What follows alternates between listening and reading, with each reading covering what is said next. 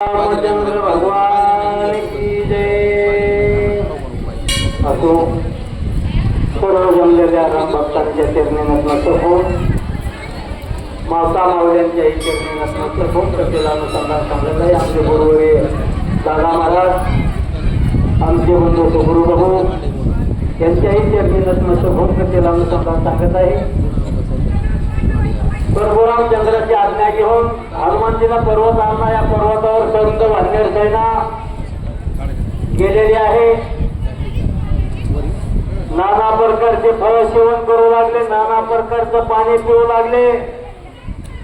जे नाही ते पाहू लागले, जे नाही ते खाऊ लागले. आणि त्या काळामध्ये ते वानर सेना होते, ह्या काळात ही वानर सेना, आणि त्या काळामध्ये ते राक्षस होते, ह्या काळामध्ये हे राक्षस आहे. जसा जसा देवाने अवतार बदल केला तसा तसा आपला सुद्धा अवतार बदल झालेला आहे. चला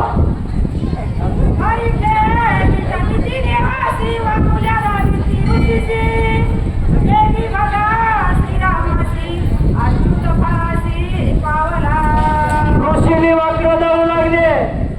आता हे बघा लागले आपल्या आपण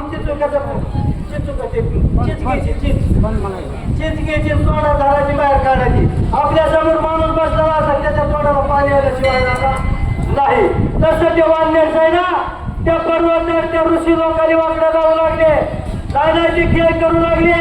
आणि तुम्ही परशुरामचंद्राला बघा आणि असं देवाचं नामस्मरण करा अशी ती वानर सेना बोलू लागलेली आहे.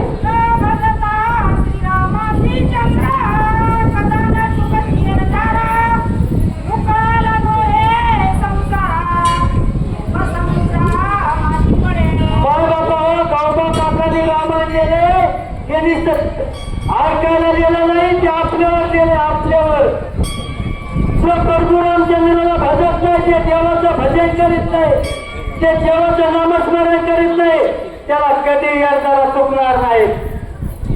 मरणे जन्मने, मरणे जन्मने हे कधी चुकलेलं नाही. आणि ते देवाचं भजन करतात त्याला ते याला चुकल्याशिवाय राहणार नाही. असे गावबा काका आपल्याला करंत करते सांगू लागलेले आहे.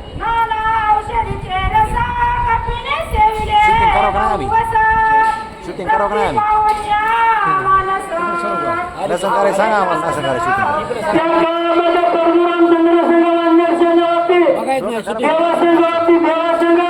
आपणही असतो पण आपल्याला माहित नाही. पण आज आपण देवाचं भजन करा, देवाचं नामस्मरण करा, देवाची विधी करा.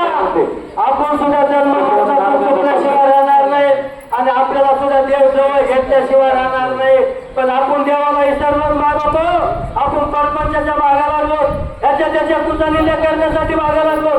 तुम्ही देवाला भजत नाही, तुम्ही फक्त ह्याच्या त्याचे पाय वाढण्यासाठी तुम्ही देवाला भजतात. पण एक लक्षात ठेवा, जो भक्त देवापाशी आहे ते देव त्याला जवळ घेतल्याशिवाय राहणार नाही. तशी वानर सेना चांगली परशुरामचंद्रा संघ होती. म्हणून